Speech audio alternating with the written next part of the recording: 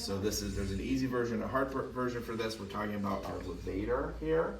So we're going to combine a couple different techniques.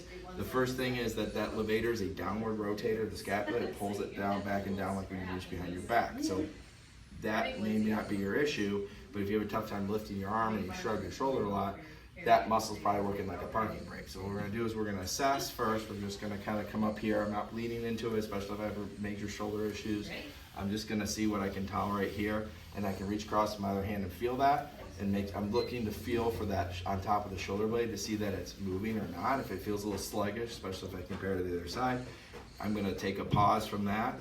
I'm going to bring my head over this way, nose towards armpit, a little pressure on the back side of my head on the side that I'm stretching here, and I'm going to tension against that as I come down and across, and I'm pulling back up. Breathe in, breathe out, do that about 5 times to release that tight muscle, reassess, should feel better.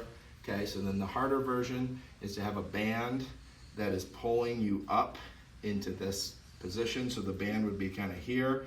It's easier when the band is more in front of me. If I'm walking here, if the band's behind me, it's a little harder because I have to hold it back there a little bit more.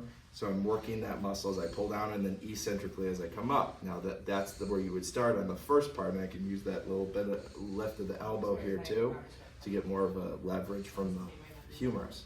So what I'm going to do then is I can turn around. I'll just show you with my other hand so I don't have to turn around here.